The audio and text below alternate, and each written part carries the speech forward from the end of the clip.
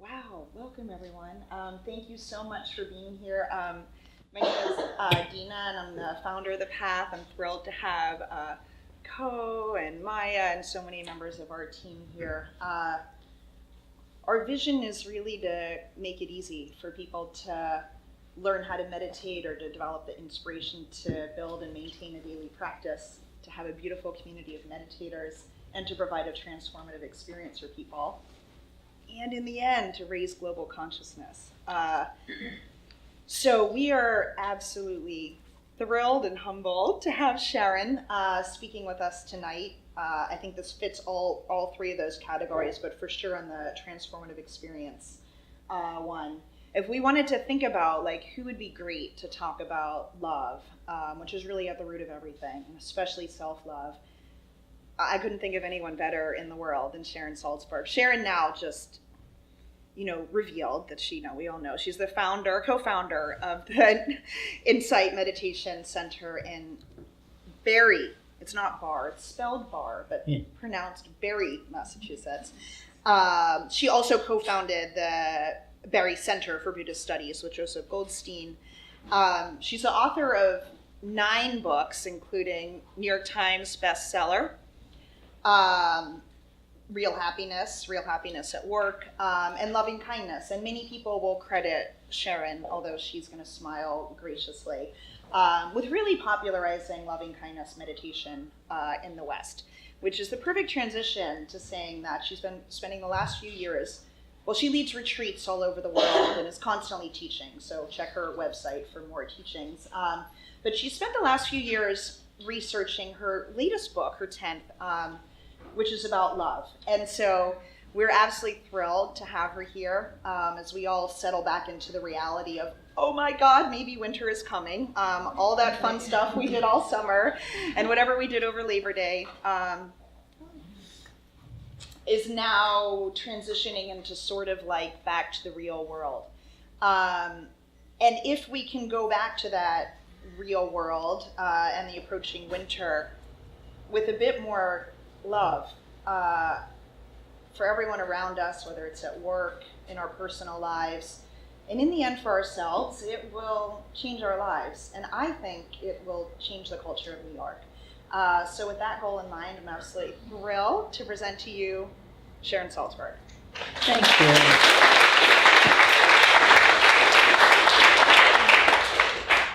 Thank you so much. Thank you for inviting me, and thank you all for coming. This is a little odd, so it's take me a moment to get used to it. I always say that the microphones that, when it fits over your ear never fit me, that my ears were not made for this iteration. I keep waiting for the next unfolding, and this is the next unfolding, and it feels like it's falling off. So, but we'll make it work. It'll all happen. This is a fantastic space, isn't it? It's just so great, and it's great to be here with you. And of course, I love talking about love. One of the things that we discuss a lot, of course, is mindfulness, and which is all the rage, and how odd that is, because it's odd to begin with, but how in classical teachings about mindfulness, there are a lot of qualities that are hidden within it that in Asia, it's just assumed that this is a part of the process of becoming more mindful. And of course, it's not really a fair assumption here. As we grapple with what in the world does it mean to be aware without judgment, as an example. I was teaching earlier today at the Rubin Museum, and somebody said, because I talked about the distinction between a really pleasant feeling and how mindfulness teaches us to really be able to experience that fully, open-heartedly, completely, no withholding, no distraction, and not adding the extra thing we usually add of I'm going to keep this forever. I'm going to get in control of this, or this is not good enough. It should have been this instead of that. And it allows us to experience, teaches us really a skill of being with pain, painful feeling, physical, emotional, whatever it might be, in a different way. So that we have the possibility of really a compassionate presence, not adding isolation and fear and shame and blame. I should have been able to stop this. I've been meditating for 44 years, for God's sake. Why is it still here, Whatever it is. It's a very different way of relating to painful feeling.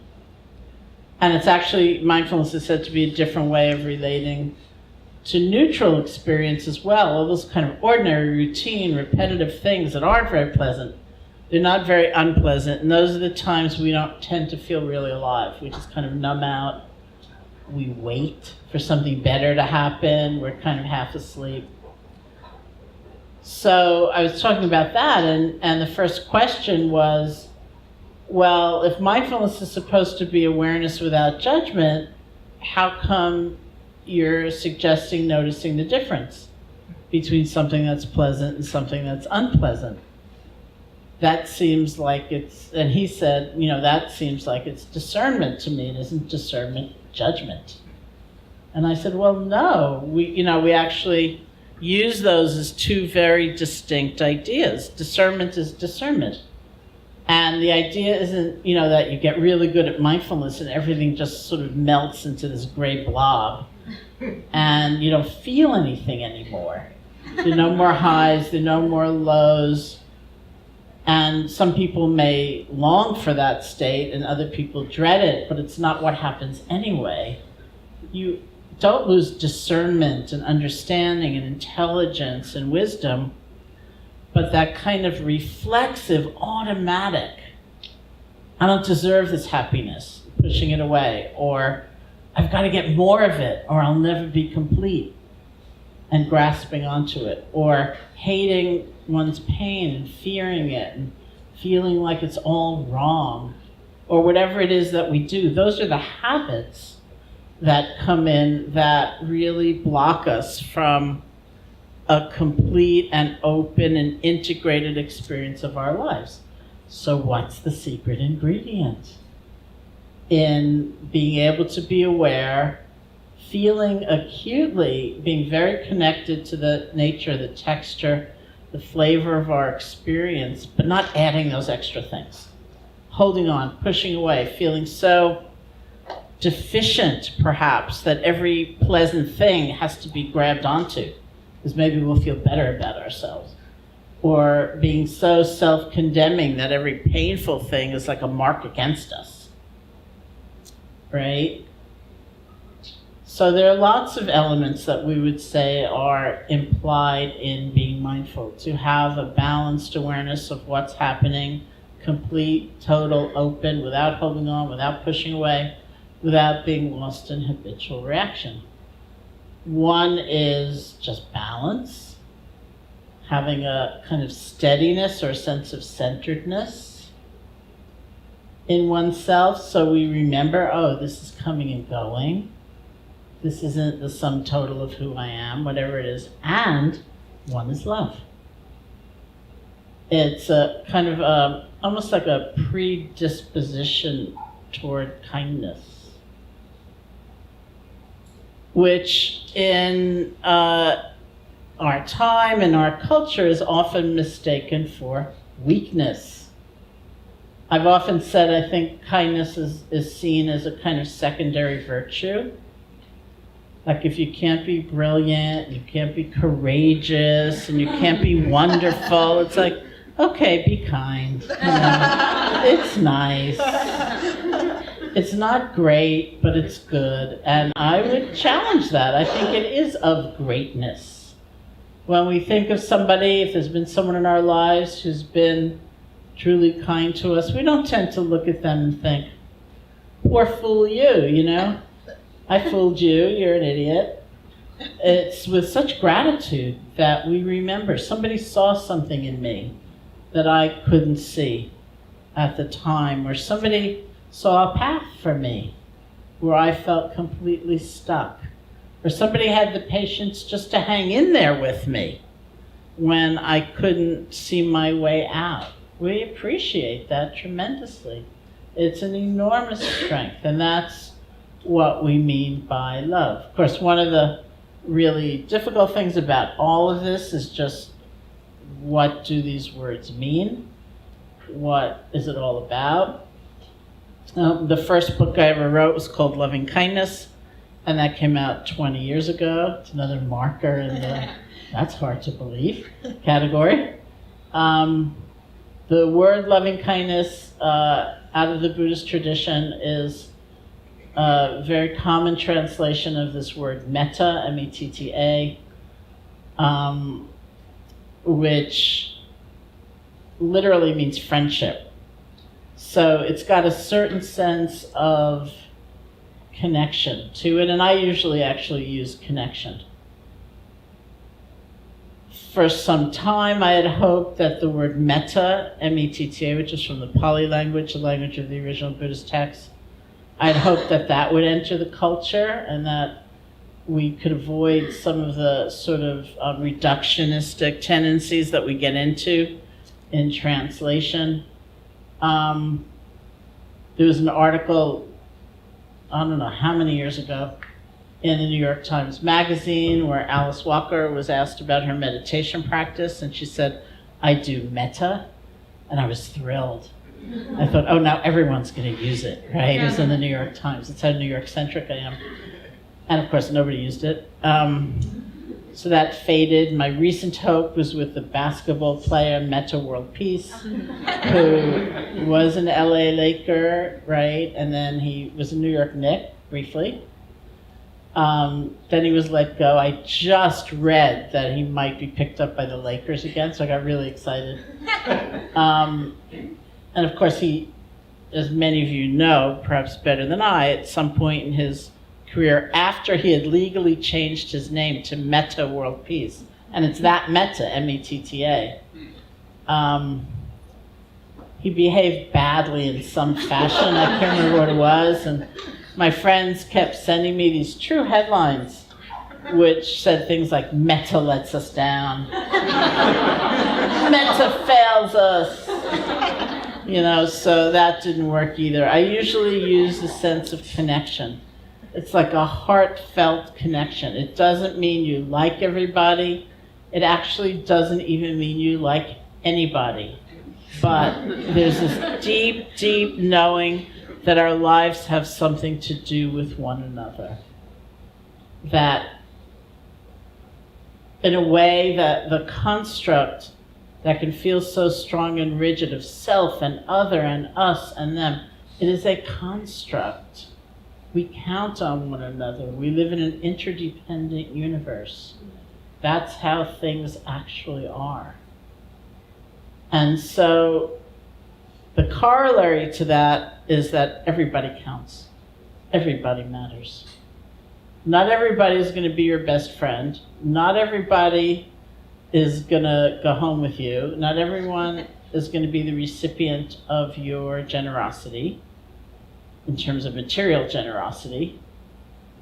And as I always say in New York, never give away your rent-controlled apartment, ever, right?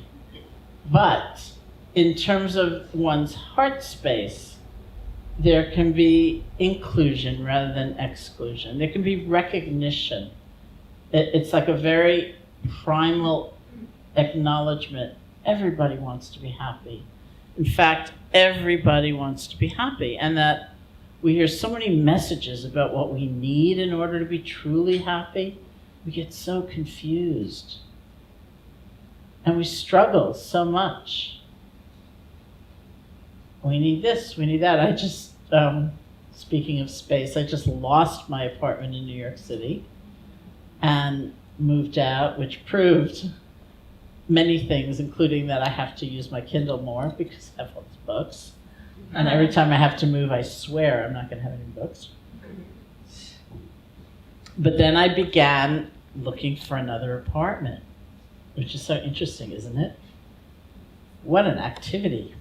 I mean, you go into these spaces and like, you start thinking, can I possibly live here? Like, I don't know. And it's this very profound question. What do I need? What do I need in order to be happy? I may hear a lot from others about what I should need or get or have to be worthy. But what do I actually need in order to be happy? It's quite interesting to recognize that we do get lots of messages. We get really confused. We fall into all kinds of ignorance about what we need to do in order to be happy. But that's the problem, not wanting to be happy. The Dalai Lama, before his English got as good as it is now, but I like the old way he used to say it. He used to say, if you're going to be selfish, be a wise selfish. So what does that mean? If you really want to be happy, figure it out. Don't just be gullible. Don't just take conventional, convenient descriptions of where happiness is to be found. Figure it out. You know, maybe some of the things we do, we think are making us strong and invincible. And if we really take a look, not so. Look at that. That's kind of obsessive, isn't it? The ways we've been taught. I think a strong cultural value these days is that we think we will feel better about ourselves if we could only put down others more. I think we live in a real culture of diminishment and demeaning others, and we're taught that's going to make you feel really good about yourself if you have figured out what a loser everybody else is. And years and years ago, I was watching the Winter Olympics with this friend of mine, and this pair of people got up and they did this intricate dance on ice. And they were done, and almost without time to draw breath, the announcer barked out, "Lacks artistry." And my friend and I were like rolling on the floor laughing. It was like, these people just danced on ice. You know, this is not easy. Could you take a moment and just acknowledge, you know, it's not easy. And now I don't usually watch reality TV, but you know, sometimes staying with friends or in their houses, they put something on, and it's quite intense, isn't it? It's like watching gladiators do battle, and it's not like, oh, you know, your souffle was interesting, but really it could have been a little more creative, and so, you know, better luck next time. It's like, you don't deserve to be alive. You are lower than dirt, you know? And it's like, oh my God, it's cruel. And that's what we're taught. So think for a moment about what it takes to step away from one's conditioning and take a look. Does that actually make us happy? Look at how alone we end up feeling. Look how frightened we end up feeling.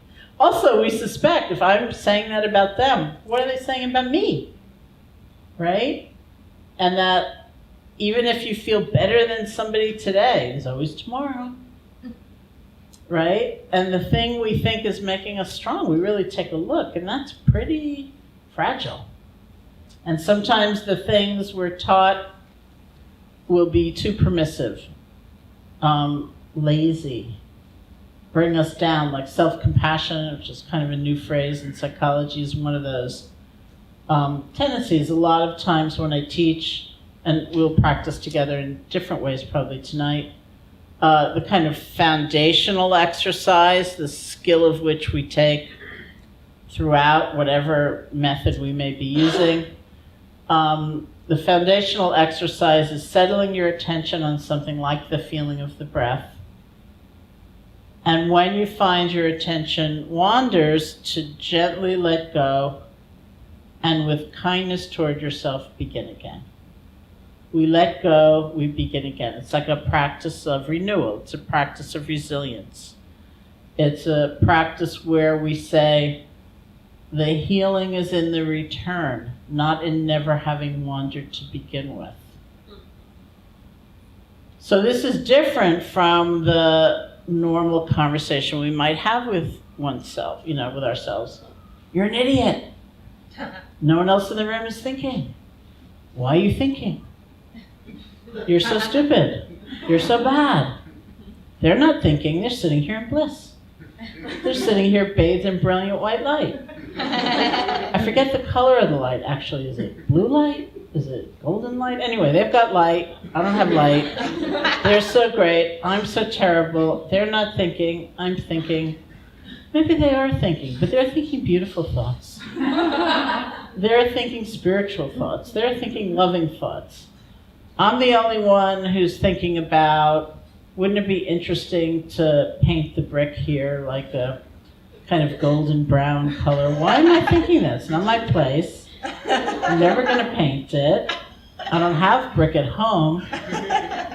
I'm so stupid. I'm so bad, right? That's more the normal thing. It's quite a revolutionary thing to gently let go, to begin again in that way. And I often say that's the kind of life skill we learn in like an itty-bitty little package. It's like a fractal, you know? We learn it in this small unit, and it reflects a revolution in our lives, because that's the skill we bring with us, say, to work. You make a mistake. You can let go. You can begin again. You have resilience. You don't have to spend the next year and a half completely denouncing yourself because of the mistake. It doesn't mean there's nothing to learn. It doesn't mean you don't have to ever make amends. But that kind of hostility and repetitive, obsessive, putting yourself down, it does not serve. But that's what seems like strength to us. And compassion toward ourselves, that ability to begin again, often seems like weakness. And so I've taught that when we learn that skill in meditation, even just with something as simple as the breath, that's the skill we bring into our lives. And I've been challenged on that, where people say, well, that's being lazy. That's saying, oh, it's okay, I made a mistake, so what? I'll forgive myself. I'll make another mistake in a second and a half, so what, But I don't think so. I think when we actually look at what helps us be most effective and most successful, it's not that kind of corrosive, brutal environment of continuously putting ourselves down. And I've asked scientists about studies in self-compassion, and what someone said to me was that there have been performance studies of many, many, many kinds, and what they've shown is that that kind of harsh, punitive, brutal environment really will spike our performance briefly, and then we'll crash. And that to have a sustained effort at doing something well, getting things done, being able to carry that out over time, we need a very different kind of environment to make it easiest for us. So that's like self-compassion, which on the face of it may seem like laziness, but let's really look at what happens when we can do that. So that's kind of the larger context of the meditation practice. We're taking a look. We're seeing for ourselves. We're being able to discern. We can make some choices about what we want to cultivate and what we think, well, that's a bad habit. That's an old story. Let me see if I can let go of that. And that's what changes our lives. That's like love. It's love for ourselves. It's love for the capacity we have to change. Love itself does not mean giving in. It doesn't mean having a kind of dependence on an object in order to be happy, a person, an experience. It's considered a capacity within us that can be awakened and is awakened by someone or something. But it's a capacity inside of us to relate, to open, to come close, to care.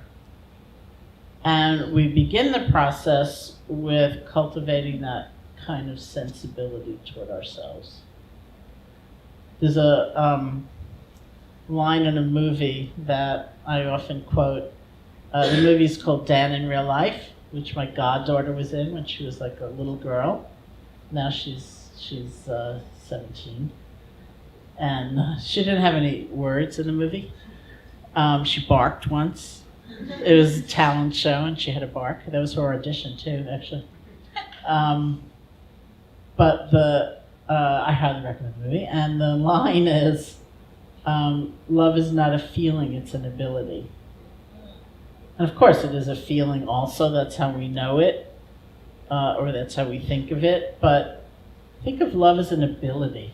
It's a capacity that we have that not only gets awakened in proximity to someone or some particular circumstance, but is something we can cultivate and engender and nourish and nurture. So that's love as an ability, which is really what is at the core of the meditative process. So why don't we sit together a little bit, and then we'll go on and look at love. I don't know if you need to stretch or get more comfortable than you are. This scene is like India. That's what, except minus the zafus. That's what India was like back in the day. Let's sit on a cement floor.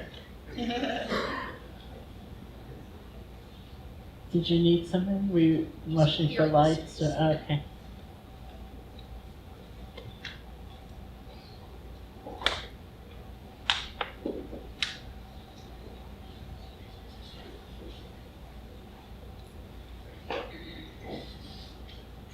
Okay, so as I said, you're probably quite familiar with many of you. The foundational exercise in something like meditation practice is often choosing an object, like the feeling of the breath. Doesn't have to be the breath, but it's a common one. Resting your attention on that experience. The operative word really is rest. When I was writing Real Happiness, which is like a guidebook to meditation practice, there are a lot of meditations in it. The first time it came back from my editor, she said, "You're using the word rest a lot. Are you very tired?" And I said, "Well, probably, but that's the word." Because sometimes people think like if I get a death grip on the breath, my mind won't wander, and it'll actually wander more. So we choose an object that's like home base. Could be the breath, could be a mantra, could be, we'll do some loving kindness next. Could be phrases of loving kindness, it could be something happening in your body, could be an image, a visualization, a prayer, it could be so many different things. Commonly, at least for one strand of one's meditation, we use something like the breath because, as my early teachers would say, you don't have to believe anything in order to feel your breath. If you're breathing, you can be meditating, and as one went on to say, the breath is very portable. So we're going to sit together for about 10 minutes here, this first round. And if you do that every day, using the breath as the vehicle for coming back to yourself, then you're at work. Or you're commuting. Or you're standing online somewhere. Your breath is going to be there for you if you remember. And you will remember if you have a regular practice. So we rest our attention on the feeling of the breath. I can virtually guarantee you it's not going to be 900 breaths before your mind wanders. Maybe it'll be 2. Maybe it'll be 1. Maybe it'll be 5. But probably, because usually, commonly, pretty quickly your attention wanders. You jump to the past, you jump to the future, judgment, speculation, something. And then comes the magic moment when you realize, oh, it's been quite some time since I last felt the breath. That's the moment. That's the moment we have the chance to be really different. So instead of judging yourself and comparing yourself and carrying on, see if you can gently let go. And with kindness toward yourself, return your attention to the feeling of the breath. If you have to do that 10 billion times in the 10 minutes, That's okay. Okay, so see if you can sit comfortably, as comfortably as you can. You can close your eyes or not, however you feel most at ease.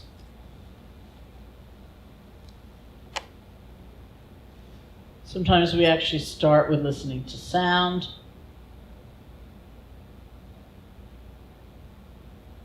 It's a way of relaxing deep inside, allowing our experience to come and go.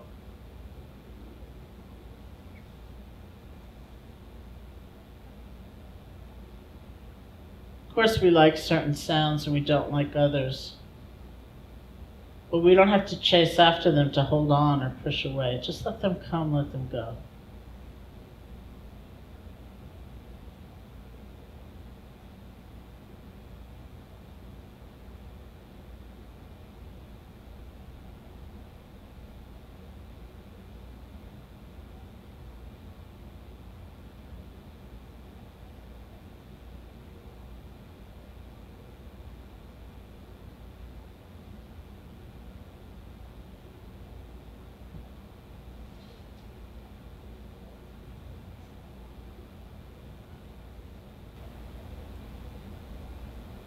And bring your attention to the feeling of your body sitting, whatever sensations are most predominant.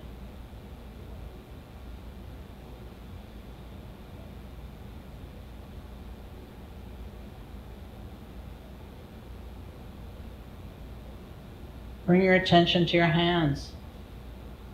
And see if you can make the shift from the more conceptual level, like fingers, to the world of direct sensation.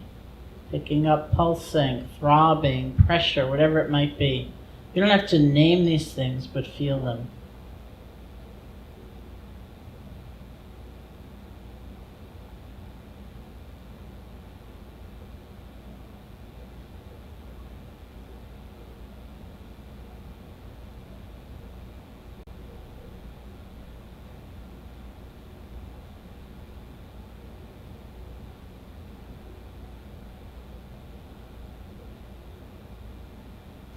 And bring your attention to the feeling of your breath, the actual sensations of your in and out breath, wherever you feel it most distinctly.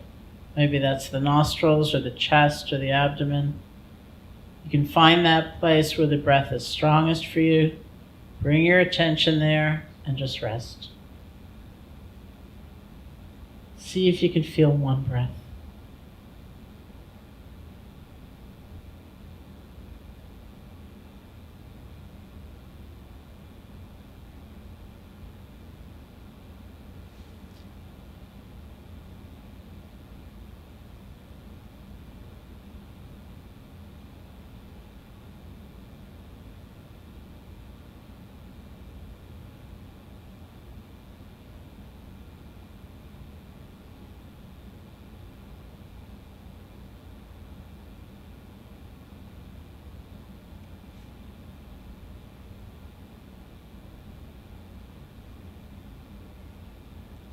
And if you like, you can use a quiet mental notation like in, out, or rising, falling to help support your awareness of the breath, but very quiet.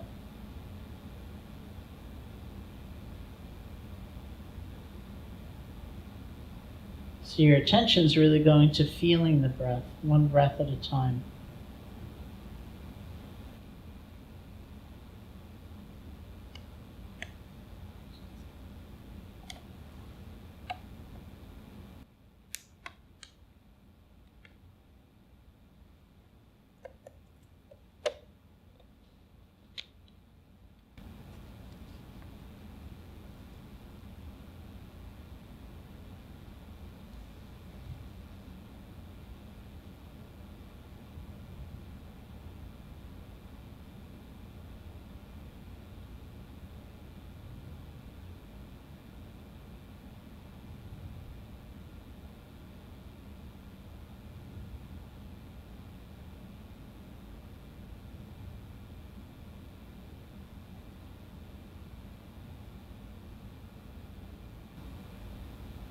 And if you find your attention has wandered, you've gotten lost in thought, spun out in a fantasy or you fall asleep, truly don't worry about it.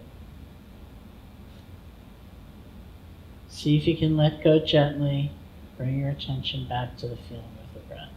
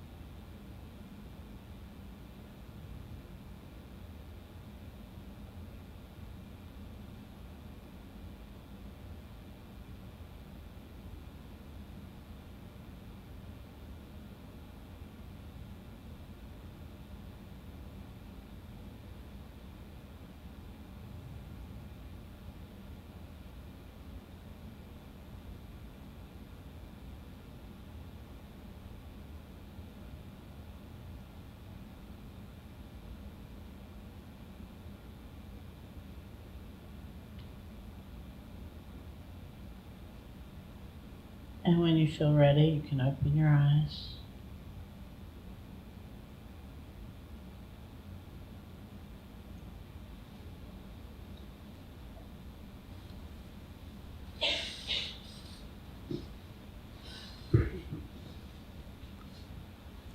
There's a whole world over there. Hello.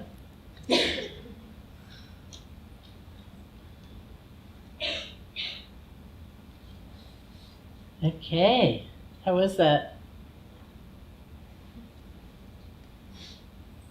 Good.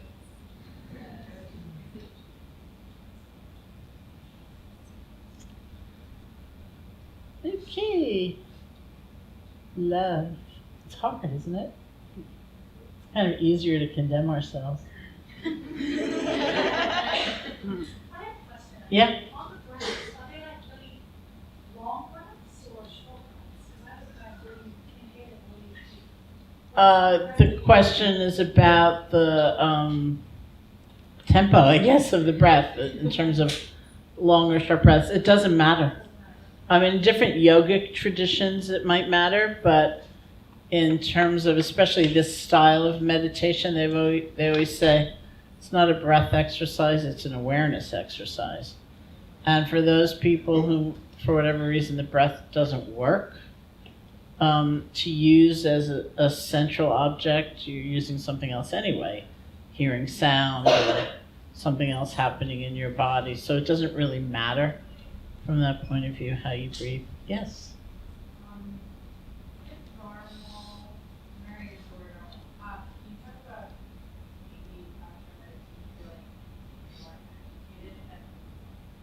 Okay, is it normal? Normal's okay, who has a word? Is it normal sometimes after meditation to feel more agitated than before? Yes, that's normal. I know it's hard, but it's really useful if, well, first of all, there are different ways of feeling agitated. There's a way of feeling agitated where you feel lost in it, and there's a way of feeling agitated where you feel you've just uncovered something, but you have a little bit of space. It's certainly common to feel all kinds of things in meditation. And we might have an idea, and people often say, like, commonly these days, if somebody asks me what I do, which is what we ask one another, interestingly enough, you know, like not how many books do you have, or, you know, what brings you joy, like what do you do? And I say I teach meditation. Very commonly these days people will say, oh, I tried that once, I failed at it. Because, and then they will describe what they thought should be happening. I failed at it because I couldn't make my mind blank. I couldn't stop while thinking. I couldn't achieve deep peace. I didn't see white light, you know, whatever it is. And it's just revealing of what we expect from the meditative process. Mindfulness as a particular style of meditation or a particular strength, quality, does not depend on what's happening. It depends on how we're relating to what's happening. So you might be experiencing like very virtually no thoughts, and that's fine. You might have a torrent of turbulent thinking, and that's fine. You might have physical pain. You might have extraordinary pleasure. You might have anything. And the question is, however it's phrased, how were you with it? Could you be balanced in the face of it? Could you be present? Could you acknowledge it? Could you be loving toward yourself, even with that going on? There are lots of ways of phrasing it, but it's basically saying the same thing. Lots of things come up in meditation. Like when I first went to India, I was 18 years old. I was very troubled in a lot of ways. I was also very unsophisticated in a lot of ways. I went to India. I was a junior in college. I'm a product of the New York City public school system. I skipped 2 grades. I went to college at 16. I went to India at 18 for my junior year, basically on an independent study program. And I'd never even been to California when I went to India. You know, and I knew I was really unhappy, and I had this like raging intuition that meditation would help me, which brought me all the way to India. But I had never been in therapy. I'd never done any introspection, really. So it was a big surprise when I looked inside, and it was like, whoa. I'm still really close to a lot of the people I met on my first retreat. There's some of my closest friends, and I'm somewhat famous amongst this group for once having marched up to my first teacher, who was S.N. Goenka, and looking him in the eye and saying, I never used to be an angry person before I started meditating, thereby laying blame exactly where I felt it belonged, which was on him. Clearly it was all his fault. And Of course, I've been hugely angry, but I didn't know it. And he just laughed, and the process is not dependent on whether you're angry or joyous. It's how you are with that anger and how you are with that joy. That's the learning, and that's the skills training. And that's difficult for us. It's everybody including me, would rather leave here and run into a friend on the street and be asked, how was it? And be able to say, well, first it was peaceful. And then this extraordinary bliss opened up. And then, I don't know, I felt like I was floating in the air. And there was just like no substance to anything. We were all made of light. Rather than saying, first I was agitated, then I was bored. And then I felt like this itching all over my body. And then I got really sleepy. Nobody wants to say that. But truly, from the point of view of mindfulness, one is not better than the other. Because the question is always, how were you with that experience? How much awareness, how much balance, how much care, how much compassion were you able to bring forth toward it? And so that's why, it's often useful if you want to pursue a meditation practice, either to have a teacher and or a community, because that's an awfully hard thing to believe. And so just to hear it again and again and again can be useful. Yeah. The object will also just be a word in your mouth. What's that? And the object will also just be a word. Consistent. Yeah, the object can be a word. I mean, it's a mantra or when we do loving kindness, which is the next practice we're going to do, it's a phrase that means something to us, like may I be happy, may you be happy, something like that. But it could also be a word, it could be a syllable. There are lots of options.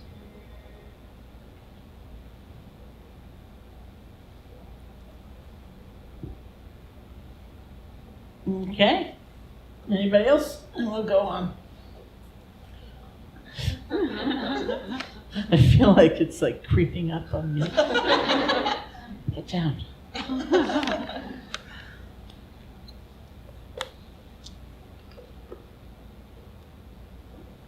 Okay, so when you hear the word love, what do you think? You can just, if you raise your hand, I'll point, and you can just call it out.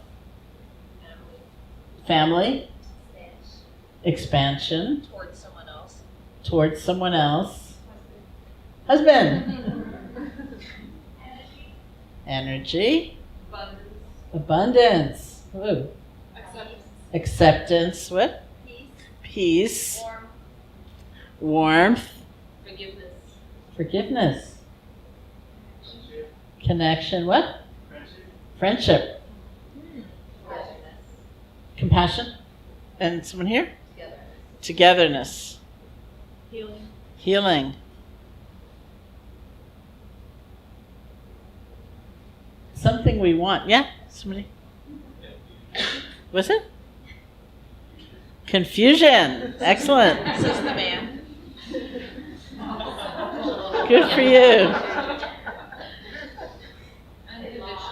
Unconditional. You think that exists? Caring? Scary. Loneliness. These are the people like me, like, I didn't realize I was so angry. Good, it's good, it's very honest. Nurturing. Vulnerability. Kindness. Power. Difficult. Tenderness. So interesting.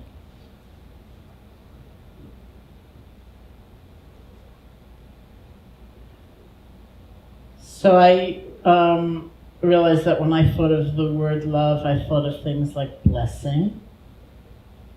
That it's like a sense of abundance, whoever said abundance, and sufficiency, and completion.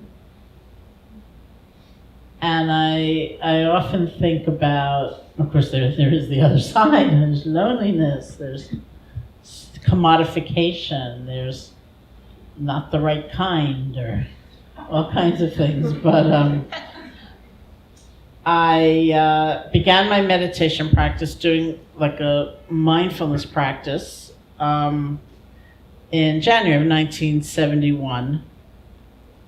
And there was this other practice called metta, which was taught at the end of the retreat, almost as a kind of ceremonial goodbye, where you like filled your body, your being with these sensations of warmth and tenderness and caring and all of that, and then you extended that to others until it was toward all beings, toward all of life. And I knew that there were ways of doing that practice that were kind of precise and systematic, and we moved into the building in Barrie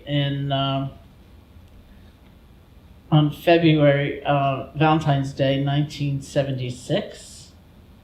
And those of us who were there then, we didn't have any programming set for months, but those of us who were there decided to do our own retreat for the month. And so I thought, okay, I'll do loving kindness in the systematic way I've heard it can be done, even though I didn't have a teacher to guide me. So in the end, I had to leave the retreat after a week, to take care of someone in Boston. So that didn't quite work. And I actually went to Burma in 1985 for 3 months, which was the first chance I had to really do like an immersion into that particular approach to practice. So I would say I agree with everyone who spoke. I think love is all of that. And I keep coming back to love as an ability. It's an ability to be with ourselves in a completely different way than our conditioning might urge us to. It's an ability to recognize ourselves in one another. It's an ability to connect. It's an ability to come back in caring. I'll tell you a story about that in just a minute. It's an ability to feel at one with life, to feel in harmony with life, rather than the way we might normally feel, which is that either we're marginalized and we're an onlooker, or we're undeserving, or something else is going on, rather than just having the sense of, here's this moment and I belong. We all belong in whatever position, role, whatever dance is going on. So it was when I was practicing in Burma that I had this experience, which was extremely profound for me, which sounds like it's one of those experiences where I don't think the words capture it. So it's a little bit like but it was important for me, which was, it was some sensibility. I realized that I'd always considered love as dependent on another. And that it was almost like a package being delivered by the UPS person. And if they took a look at the package at the last minute as my hand is like trembling going to take it, and they looked down at the address, is that the wrong address? And they took it away, that was the end of love for me. That, in other words, I needed that delivery, right? It didn't belong to me. It was not considered, I didn't see it as a capacity within myself, innate to my being. I saw it as theirs. And if they were going to lend it to me or show it to me or maybe let me hold it for a while. But it wasn't actually within me. And so I had this experience in Burma. I was just practicing, and it just turned around. And I realized, look at that. This is within me. This ability to connect, to care, to open. And that, what an extraordinarily wonderful thing when it gets nourished by some particular relationship and it gets lifted up or acknowledged or honored. And what a painful and difficult thing when it's threatened, when something really difficult happens. But in the end, it's within me. And so that's a kind of intrinsic part of the Buddha's teaching, that we all have a capacity to include rather than exclude, to be expansive rather than tight and contracted, to have that sense of belonging. That doesn't mean everything's okay, and you don't try to change anything. But there's just a kind of deep sense of harmony with life, with others, whatever it might be. And it's not necessarily very sentimental. It's not all gooey. I always think, in terms of what I choose to write about, unlike someone like Pema Chodron, who's smart enough to write about fear, I always write about these kind of lofty things like loving kindness, faith.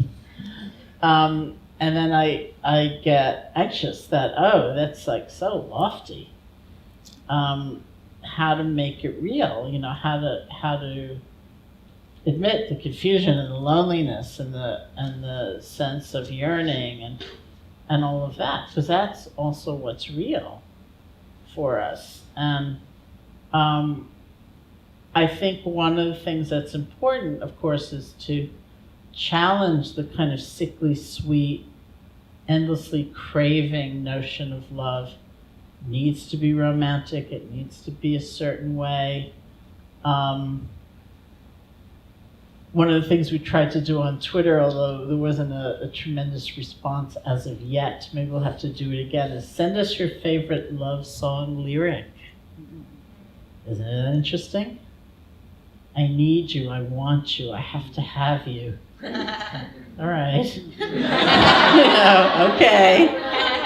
Maybe that's it. Who is it? All right. So you can just see the kind of conditioning that we have and what it takes to look at it. What is this priceless, what makes the world go round?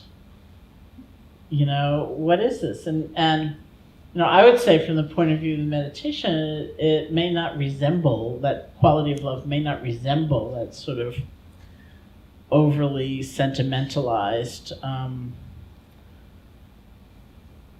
picture that we get, but it is power, and it is strength.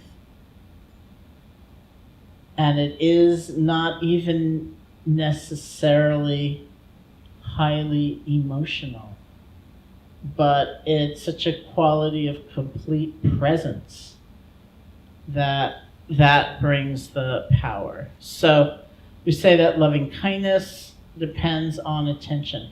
One of the weirdest things in teaching meditation is this idea that love or loving kindness or compassion can be trained, which sounds like the most bizarre thing of all, right? And I understand that. It sounds so cold and mechanistic, like, I went to Barre, Massachusetts, and I took a weekend retreat, and I came out loving.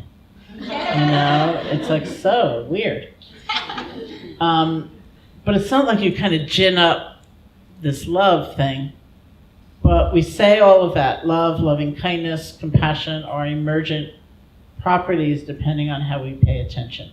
If, for example, with yourself, you are in the habit at the end of the day of looking back at yourself, almost to kind of evaluate, how did I do today? And if you are in the habit, let's just say, pretty well only remembering the mistakes you made, and the things you didn't do perfectly, and the ways you fell short of your own expectations, let's just say. So much so that your whole sense of who you are and all that you'll ever be just collapses around that really stupid thing you said at lunch at the meeting. The process of loving kindness is almost like asking yourself anything else happened today? Like any good within me? It's not like trying to cover it over or make believe or hide, It's not like insisting. It wasn't that a brilliant and witty thing I said at lunch at the meeting. Maybe it was really stupid. And there are consequences for that. But that's not all that we are, ever. So it's that collapse, that rigidity, that we're going to stretch. We're going to make an experiment and look for the good inside ourselves. We're going to give a little airtime to what usually gets no airtime at all. And then we'll see. So we're not moving from something that's true, I'm so horrible, to something that's false, there's good within me. We're moving from something that can have elements of truth to something that is true, but usually overlooked. So what do we pay attention to? Is it always our mistakes? Pretty well. Or you know what it's like with someone else? When you go over the list of their faults, and then you go over it again, and you go over it again, and you go over it again. And it's like you never even figure out new faults. It's the same list, but you've got to go over it again, and go over it again, and go over it again. So I went to Burma in 1985, and one of the instructions I was given as a kind of prelude to loving kindness practice was, look for the good in people. Even if it's like a little sliver of something in a sea of negativity. And it's not meant to make you stupid and deny the negativity, but if the only thing we think about is what's wrong, what I don't like, and again and again and again, we will naturally feel greater and greater distance. Whereas if we can think of one good thing, sometimes we can't. But if we can think of one good thing, then there's a sort of bridge that's built, and from that vantage point, we can directly and honestly look at everything that's negative. And sometimes we can't. It's completely unrealistic. So this other reflection is used that all beings want to be happy. So what would that mean as you look at somebody with a completely different ideology or code of behavior or whatever? Everybody wants to be happy. You want to be happy too. This is what you're choosing to do in order to try to be happy. Isn't that confounding? But it's a different feeling. So I got this instruction in Burma, look for the good in people. Because if you can't do that, you move on to the other, but that's where you start.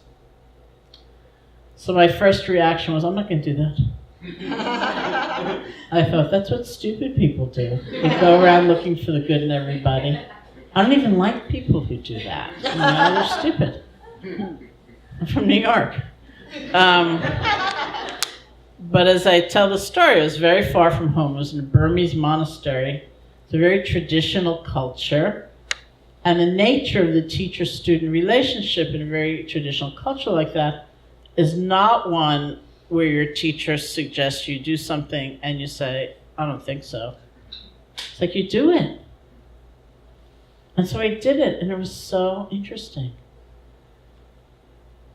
Because I realized it worked in just the way they talked about it working. Not that I got all stupid and conflict avoidant and refusing to look at pain, but the kind of fixation began to evaporate. I even thought of this instance, I was there, when someone I normally found incredibly obnoxious did something really good and generous for somebody else. And I was there, I saw it. And he did this good deed in like the best possible way, so she didn't feel condescended to or pitied or anything. He just did it beautifully. And that came up in my mind. And I thought, I don't want to think about that. That complicates things. It was much easier when he was all bad all the time. But life is complicated. People are complicated. Relationships are complicated. We're complicated. So it's an interesting reflection. Where do I put my attention? And what happens from that?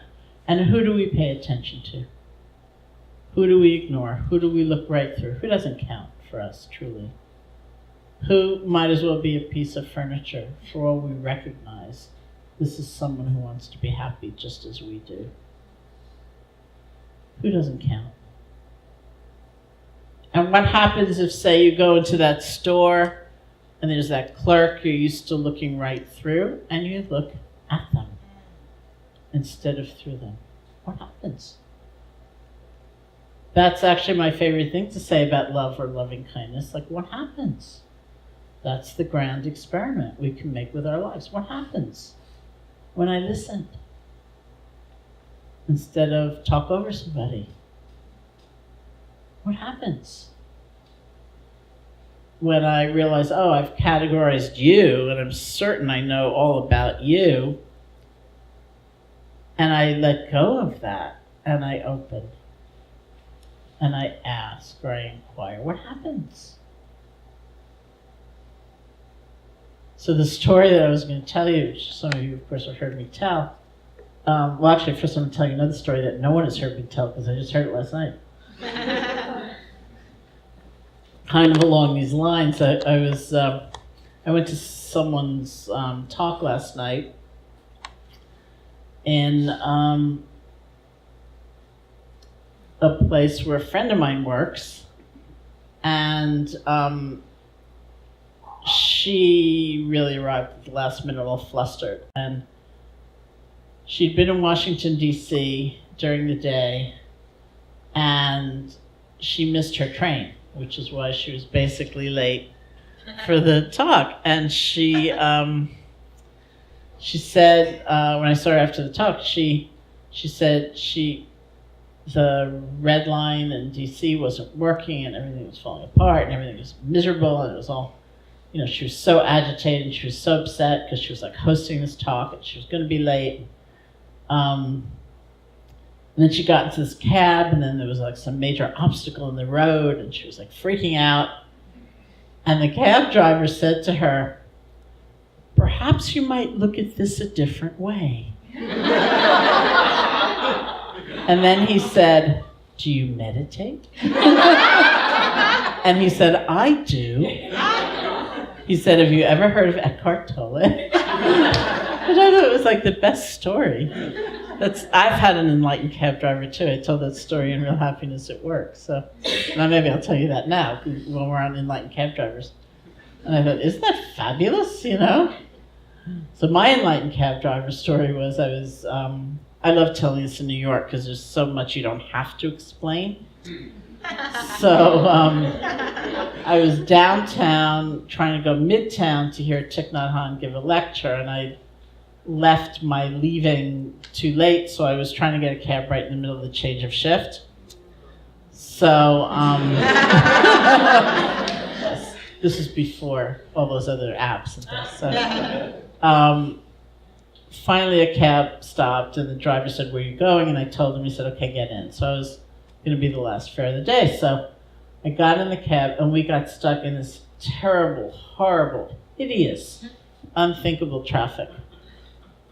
And I felt so awful. I thought, well, I'm going to miss Thich Nhat Hanh, but I really felt bad for the cab driver. I thought, he's definitely going to be late. He was nice enough to pick me up. I don't know what happens when you turn in your cab late. Do you get penalized? Do you get a fine? What happens? So I said to him, "I am so sorry. I'm so, so sorry. You picked me up. I've never seen traffic anything like this. I'm so sorry." And he said to me, "Madam, traffic is not your fault." And then he said, "Nor is it mine." And I thought, wow, I don't even have to go here, Thich Nhat Hanh. That's the most enlightened thing I've ever heard. I love that. Nor is it mine. I thought, how many times a day is he likely blamed for something that's actually not his fault? There's terrible traffic, there's a crazy driver, a bridge is closed.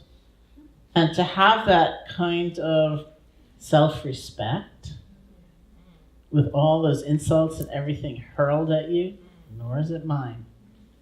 And he got me there to the lecture with 0 seconds to spare. I don't know if you ever saw Thich Nhat Hanh, but he walks with this incredible dignity. I ran to my seat and finally got there. But isn't that great? Perhaps you can look at this a different way, Adam. Think about that. So that's what we do in that kind of practice. We're not forcing ourselves to feel something that's actually not there. We're willing to make the experiment.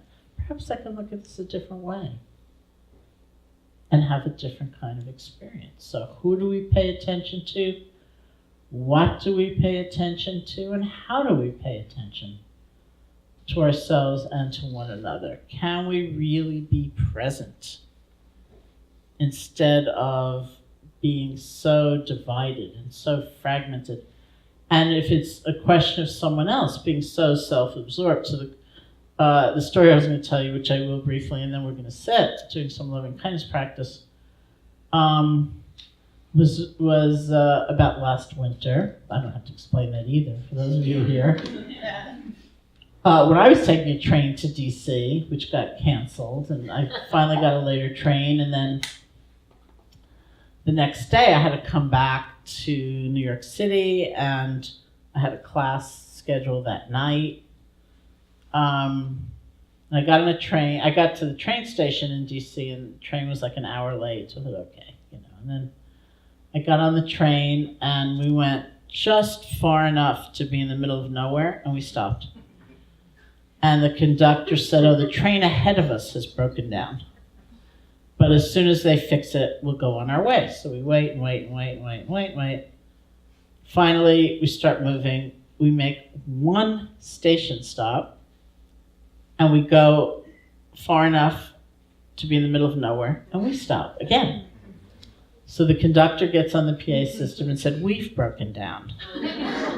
Because the train, which runs sort of like a cable car, hit some ice. And he said, this part broke, and there's good news and bad news. The good news is that we have a spare part. The bad news is that this is such a freaky thing to have break that we need to have an inspector come out and make sure we fixed it properly. So we wait and wait and wait and wait and wait and wait. And I'm canceling all my afternoon appointments, but I still have my class at night. And finally the conductor gets back on the PA system and he says, we're not going anywhere. But we're going to pull another train alongside. Have you ever done that? Yeah. Well, they put down this little rickety bridge and you cross from train to train. So he said, we're pulling up another train. You're going to cross over into it, and then we're going to go on. So we do that, and the second train turns out to be a local, exceedingly a local. So we creep our way to New York. I get off the train. I go to my then sublet. I have an hour before my class. I haven't eaten in 8 hours. I hadn't any water, anything, right? I'm stuck on this train with nothing. And I get into the elevator. I am exhausted. And there's a woman, a total stranger in the elevator, and she says to me, all bright and shiny, it's my birthday. And of course, my first thought was, I don't care. Like, good for you, but I have been on a train for half my life, and, I've got a class, but I just looked at her and I thought, get here. And I did. And I just felt like my attention coming together, and I really opened to her and I looked, she looks really happy. I thought, if she'd looked sort of pathetic, I would have engaged immediately. I mean, it wasn't that long, honestly, but still, because I would have thought, wow, the poor woman has no one to rejoice for her that it's her birthday except a total stranger in an elevator. But it wasn't like that. She looked really happy, so it took me a little longer. So, really wow, that's great. I hope you have a great evening. And it was sincere when I did it. But it took a kind of intentionality, get here for her. That's the movement of training, right? It's not, I wouldn't say, she was my best friend. I didn't invite her to class. I didn't throw my arms around her. But I really felt that pure connection in that moment. Wow, be happy. That's great. So that's what we mean by love or loving kindness, which of course has many manifestations and forms and relationships and contexts, but it's the essence of that is what we cultivate. So, again, we can sit for like 10 or 15 minutes and have a little time for questions. This is a whole separate methodology and technique. It has nothing to do with the breath. In this practice, the central object we rest our attention on is the silent repetition of certain phrases. Yes, we can take a little bathroom break too. It's the silent repetition of certain phrases, and the skill set is just the same. We rest our attention lightly. It's usually not 8,000 phrases before your mind wanders. You realize you're somewhere else. You see if you can let go and come back to the phrases. The phrases are like an act of generosity. We are offering to ourselves or we're offering to others. And the basic bookends of loving kindness practice usually, classically, are you start with yourself and you end with a kind of global expansion to all beings everywhere. And what you do in the middle might be different all the time. Maybe you have a friend who's, I had a friend who had surgery yesterday and they asked me to send some loving kindness, so that was like the middle portion of my practice. You have a friend who's getting an award today or doing a job interview today and you want to be sure to include them, or there's a category in loving kindness for a neutral person, someone you don't strongly like or dislike, and people will often choose like a shopkeeper or somebody that they tend to run into now and then, but they don't have a particularly intense feeling about. So maybe you're going to the dry cleaner that day, and so you be sure to include that person in your morning meditation. Okay, the phrases need to be very simple, and usually they're pretty general. So we can continue to offer the same phrases to ourselves and to others pretty much, and that will increase the concentration. Common phrases are things like, may I be safe, be happy, be healthy, live with ease. Live with ease means in the things of day-to-day life, livelihood, family, dwelling. May it not be such a struggle. May I live with ease.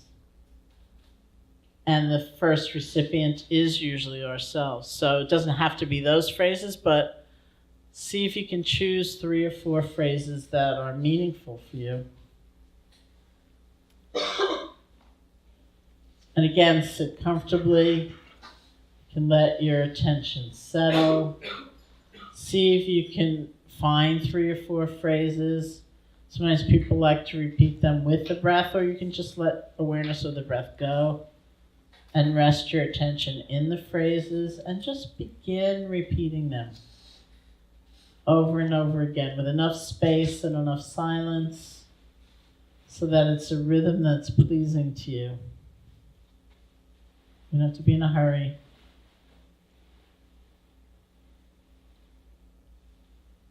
You also don't have to try to force a certain emotion. The power of the practice comes from the complete, wholehearted gathering of your attention behind one phrase at a time.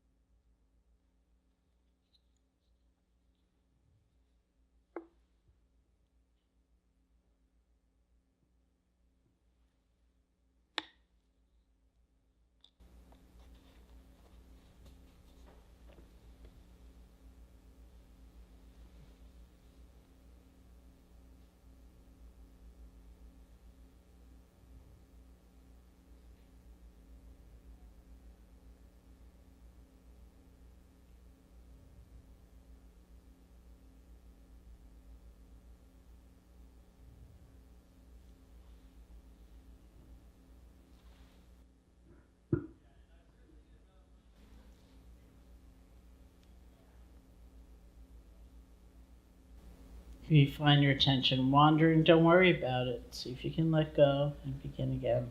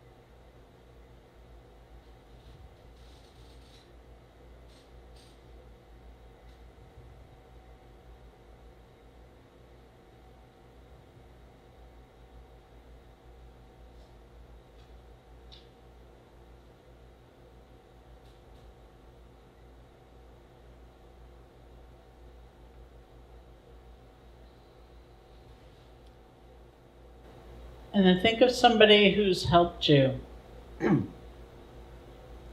Maybe they've helped you directly. They've helped pick you up when you've fallen down, or maybe you've never met them. But they've inspired you from afar. The texts say this is the one whom when you think of them, you smile. Could be an adult, could be a child, could be a pet. Who embodies the force of loving kindness for you? And if someone comes to mind, you can think of them. Hold an image of them. Bring them here, maybe say their name to yourself. Get a feeling for their presence. And offer the phrases of loving kindness to them.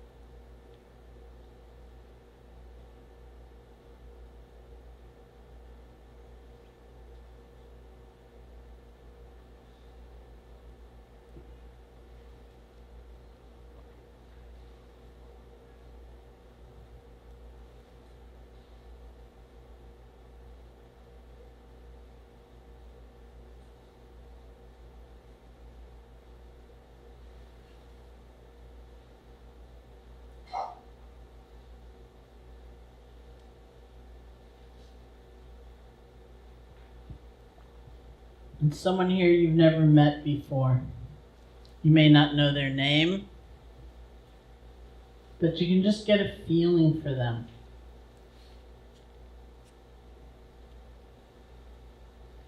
This is like a generic living being. This is someone who wants to be happy just as you do.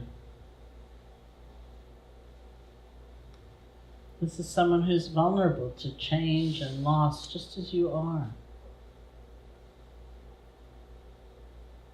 And even not really knowing them, see what happens as you wish them well.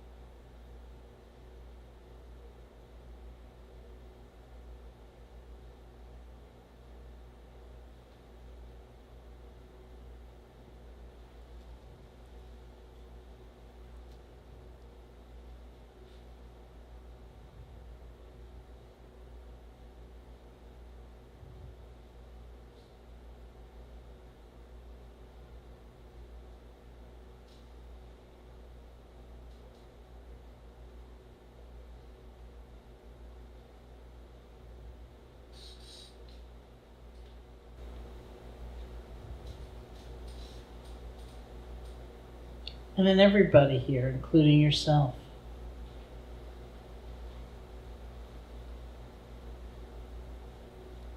This means people you don't really know, as well as perhaps people you do know quite well. It's a big variety of relationships right in this room.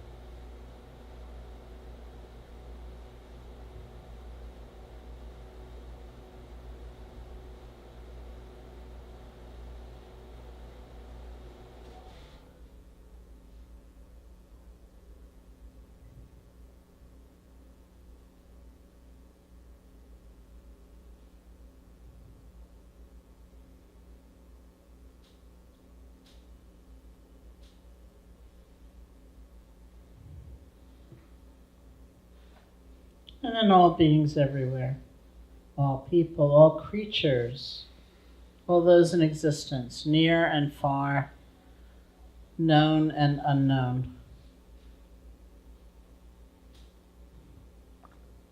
May all beings be safe,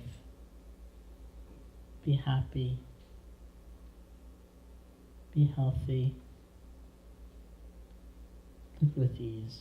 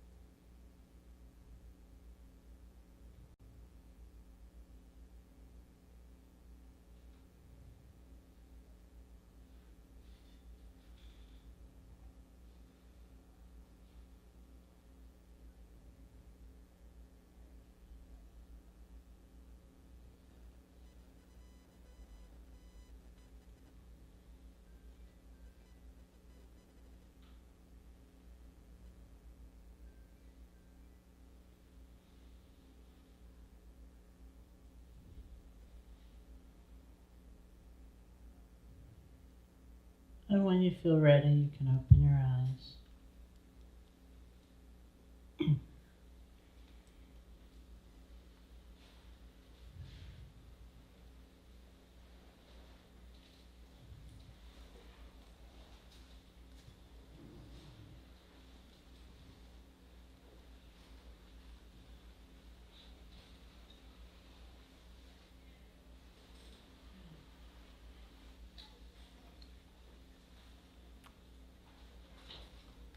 And just before we open to questions, I just wanted to say, this is the kind of practice that you can also do, by the way, walking or moving around the city.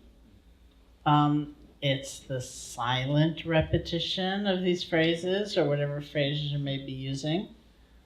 And I find there are lots of varieties and ways of doing it. I try to do it all the time. And the way I like to do it is, of course, it needs to be a really light resting of your awareness on the phrases. You're not trying to hunker down and block out what's going on around you. And needless to say, it's eyes open.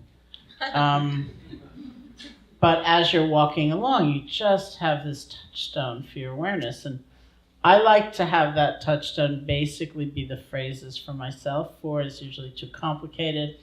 So I'm silently repeating, may I be happy, be peaceful, be happy, be peaceful. And then when someone comes strongly into my consciousness, I hear a bird, I hear a dog, I see someone coming by, or even someone from home like comes strongly to my mind, I quickly include them like, oh, be happy. And then I go back to the phrases for myself. So I just like that structure. I like that all the same judgments can come up, but you kind of cap it with a little metta or loving kindness, like, that's the wrong jacket for this season. Be happy.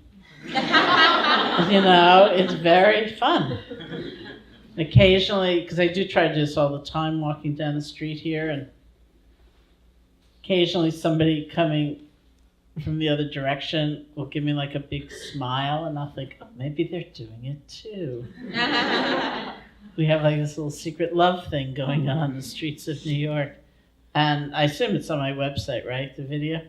So if you go to my website, which is SharonSalzberg.com, somebody made this really nice video of Grand Central Station.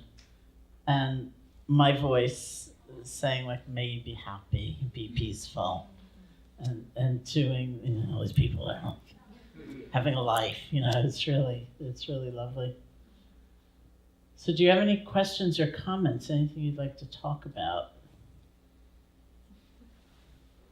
I want to say this is the first time I got my phone in my Yay! which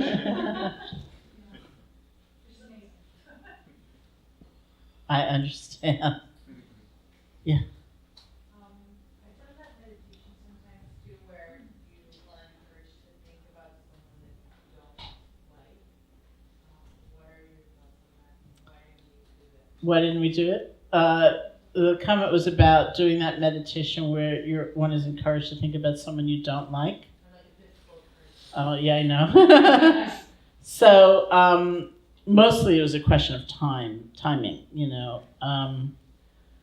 There is a classical sequence to this particular meditation, and it's not meant that you do it all in 10 minutes, But like over time, we continue to expand and experiment with various kinds of relationships. So classically, and I would also say that it's a very creative practice. So if something isn't working for you, you like switch the sequence. That's fine.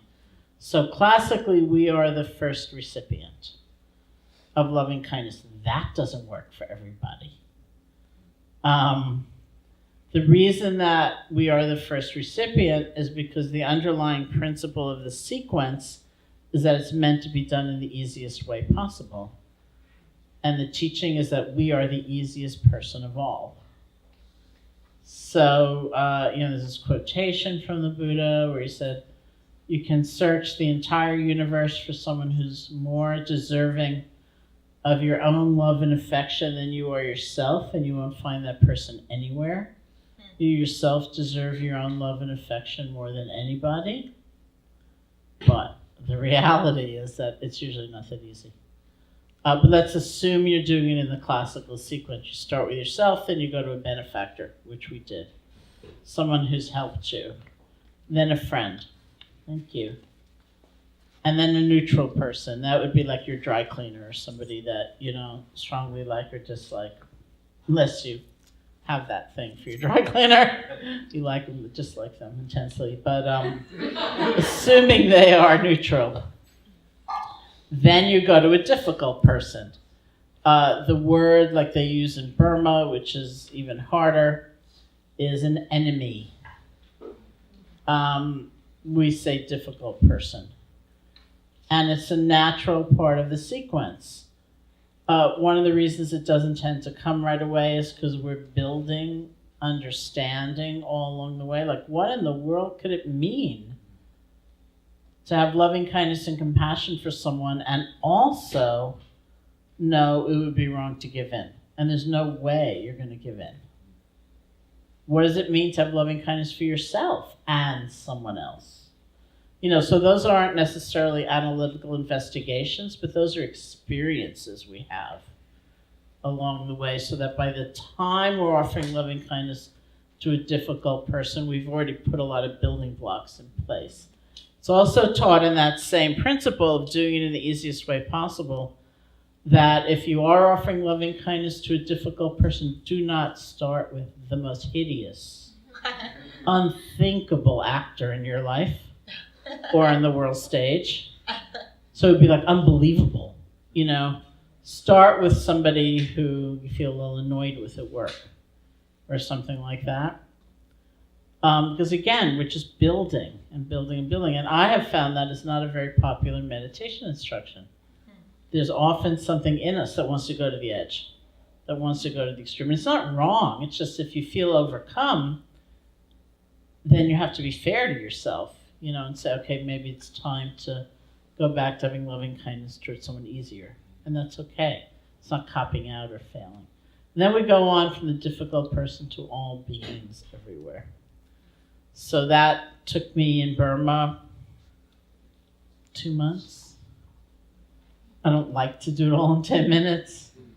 Some people will describe right away, you know, loving kindness for a difficult person. I also feel it can take so much explanation that, you know, it just depends on what you want to talk about. Mm-hmm. Yeah. I think it's interesting on that topic that the word forgiveness never really enters the conversation a lot. I mean, maybe it does at some point, like you said, the more you practice it, but that even in the practice of this, I mean, as you move from the awareness, the practice of simply being aware without judgment of, you know, oh, I'm intensely dissatisfied with this person, or oh, I hate this person, or oh, I'm really not ready to forgive this person, but I'm going to practice the idea in my mind for 10 seconds. I'm just curious how that, if that even enters the process at some point. Forgiveness does enter the process, even when I was first taught loving kindness in India, you know, long before I went to Burma. There is a forgiveness recitation that's often done either in the beginning or when you're about to do loving kindness toward a difficult person, which is basically, if I've hurt or harmed you knowingly or unknowingly, I ask your forgiveness. And if you have hurt or harmed me, knowingly or unknowingly, I forgive you. It's an extremely tricky practice, you know, because forgiveness is not a coercive exercise. It's almost like doing that practice allows us to put ourselves in a position. Can we even imagine what it would be like not to be so hung up or caught up in something? But it's very complex. I know a lot of people who have suffered horrible things and have come through with extraordinary grace and compassion and love and would never use the word forgiveness about their attitude, their spirit, because in their minds forgiveness means complacency, or it didn't matter what happened. It doesn't have to mean that. I think it shouldn't mean that. But if that means that for you, as it did for these people, then it's the wrong concept to be using. Because then it just feels like this, you know, you're being forced to feel something that you don't. I also don't think these things are, I don't really, because I believe so strongly in having to begin again and begin again and begin again. I don't think there's often, if ever, like the one great breakthrough experience and then it's all clean. After that, it's like, it's a process. You know, so some teachers of loving kindness will tend to use the word forgiveness more than I do, because I think I've just seen people get hung up on that. And then I think, well, you know, with somebody like, for example, who did a course I was teaching, and my colleague, not even me, my colleague taught a forgiveness meditation, and this guy really didn't like it. So he came to me to complain. And he was saying he'd been in a terrorist attack in his body, and I could tell he was very uncomfortable physically throughout the retreat. His body was filled with shrapnel, and he was in physical pain all the time. And he said, I could never forgive. But what I've learned is absolutely essential is that I learned to stop hating. And I thought, I'll take that. That's pretty good. You're in physical pain all of the time, and you're committed to learning to stop hating. That's pretty extraordinary. You don't want to call it forgiveness? I think that's okay, Don't call it forgiveness. And so I just hesitate, depending on how much time we're together, to, take up the whole time kind of parsing the meaning of words that are very controversial for us. I did co-teach a weekend at Omega this summer on forgiveness with somebody from Stanford who runs the Forgiveness Project. So I let him do the forgiveness part, and I did the loving kindness part.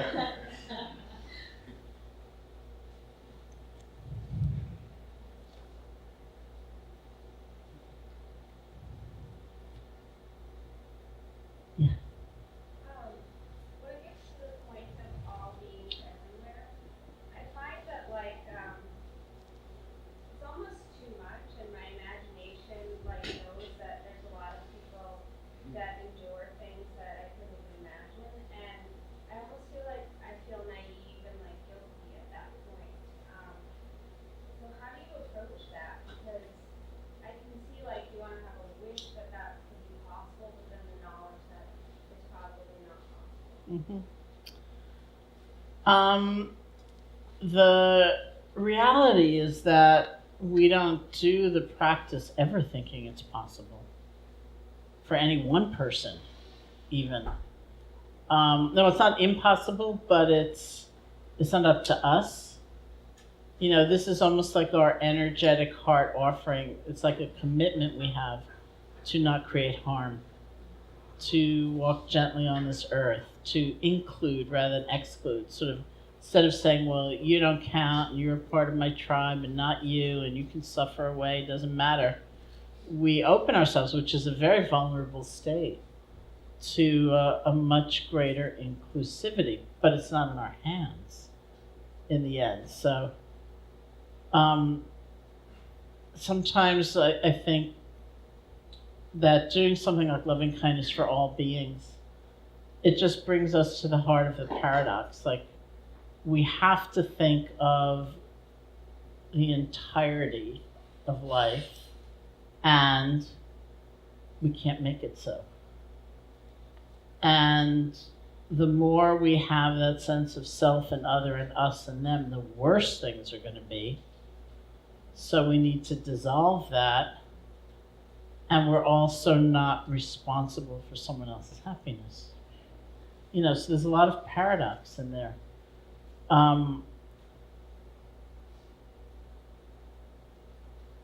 But I think it's an interesting exercise nonetheless, because then, bless you, when you're with a particular being, especially someone you don't know,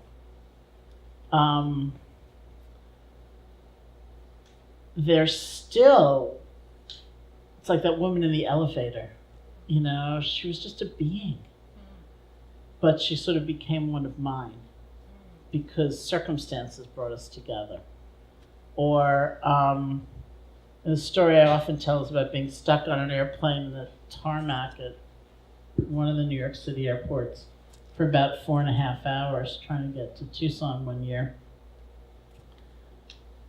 And looking at it now, I sometimes call it the breakdown of civilization. It was getting hotter and hotter, and people were getting angrier and angrier and screaming and yelling and get me off this airplane. At one point, the pilot got on the PA system and he said, "No one is getting off this aircraft."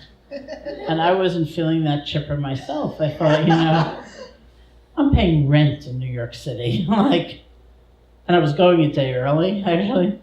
to Tucson. I thought if they'd only let me off the airplane, I could go back to my apartment. I could try again tomorrow. But no one was getting off the airplane. And what came to my mind finally was this image from his friend Bob Thurman, who's a professor of Buddhist studies at Columbia.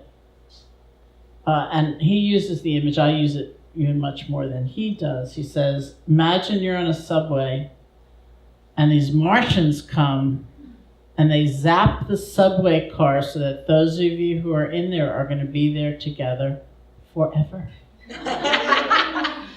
And he says, what do? If somebody's hungry, feed them. If somebody's freaking out, you try to calm them down. Not because you necessarily like them or you approve of them, but you're going to be together forever. So I looked around the airplane and I thought, maybe these are my people. Right?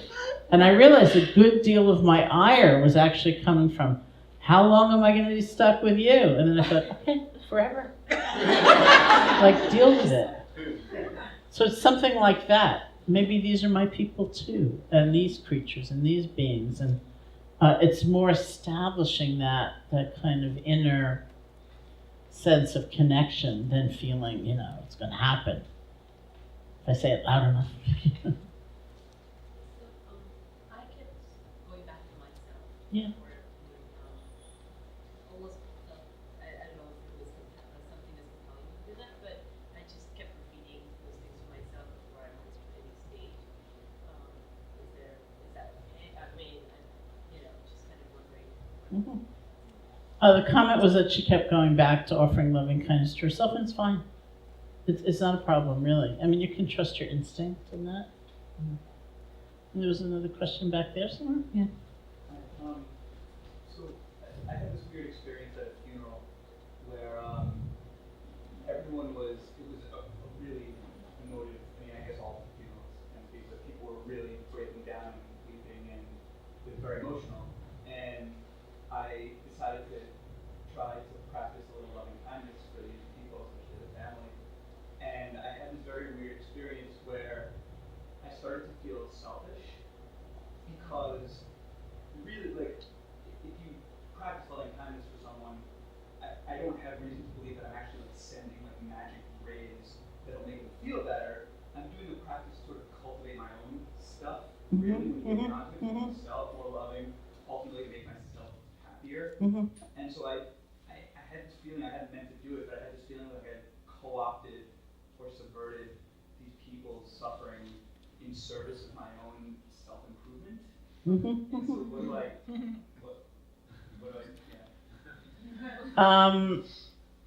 Do you want to hear that? The question was about, I like the way you said it, like co-opting other people's suffering for one's own self-improvement, and that ultimately we're not sending out these magic rays of love for others, we're cultivating the state for our own happiness. And actually, I think that's true. But I think the next step is realizing that our own happiness is not a selfish thing. Because it's not like ordinary happiness, like experiencing pleasure. It is the resource out of which we can care. If you contrast for any of us the times where you're exhausted and you feel overcome to the times you feel some sense of energy. And what's it like if someone comes to you and starts telling you their sad story and you're just like, I can't bear. It's like me in the elevator, like at first it was like, oh my God, I'm so tired. On Amtrak, why don't they fund it? So our own happiness is not like a commodity that we're just going to take home and treasure. It's the ability for the next person you're talking to, or the next situation where somebody is suffering mightily and you ordinarily might not listen. And you really feel the wherewithal inside to hang in there. Or hear that story one more time from your friend. Or, give this guy a break and say, yeah, everybody makes mistakes. Or whatever, That comes from a place of wholeness inside and sufficiency and abundance. It doesn't come when we feel depleted. So we're building up a resource. And So I would say I agree totally with what you said until the last sentence about co-opting. It's like it's like the taxi driver saying to my friend, perhaps there's another way of saying this, where you're doing that process, but it's actually ultimately for the benefit of all that you have that sense inside. Somebody just told me, I'm going to tell you this one last story and then we're going to stop. A story about someone she knew who got buried by her own wish, not because of the family, got buried in a pet cemetery, which was really interesting. I guess you can do that if you want. So she said next to her, I can't remember exactly the relationship, next to the deceased, the newly deceased, was Buster, a dog. And I thought it was kind of interesting, like, wow, we do have a lot of divisions, don't we? And a sensibility about who matters and who doesn't. And I thought, I never knew you could do that. Anyway, I'm leaving you with that image. For some reason, I don't know why. Maybe because you said funeral. Yes. I think, are you okay hanging out for a little Yeah. bit afterwards? Yeah. So just out of respect for what we said, would be the time that we would finish, which would be 9 o'clock. We'll close the formal part of this. But we have Daphne, who is our host and also is an extraordinary chef who's going to be serving us some delicious seasonal bites. So we're all invited to hang out and enjoy that. But for those of you that have places to go, we want to let you do that respectfully. Sharon, this was extraordinary. I mean, I can't even put an adjective upon it from the English language. And I think this evening it feels quite profound, actually. I was just 2 minutes ago thinking about the impact that you've had, right? So you've written 9 books, you're coming out with your 10th on love. Many people say that you brought loving kindness to the West. And I was thinking, Pandit. So Pandit is one of our teachers for the path who is extraordinary in his own right. He actually grew up as a millionaire in LA and had no connection to meditation or mindfulness at all. Ended up finding it and ended up truly kind of like one of us, decided to become a monk and became a monk for 15 years and is now teaching people in classes and at corporations. And do you know that you were the reason he turned to meditation? No. So think of that impact. I feel like each of us here, I know a lot of you, I don't know all of you, but those of you that I do know here are seeing patients and you're teaching people how to self-hack themselves, and you have an extraordinary impact. So perhaps there's a bit of a legacy that you can leave with us. I think it's very common to think of love, we're waiting for that UPS delivery, right? When's my turn?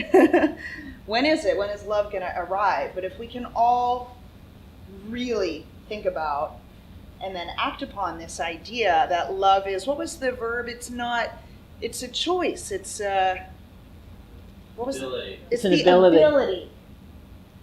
So maybe, should we challenge everyone to maybe at one point tomorrow, when you were going to act not with love, to exercise love as an ability, and then maybe try to do it once the next day.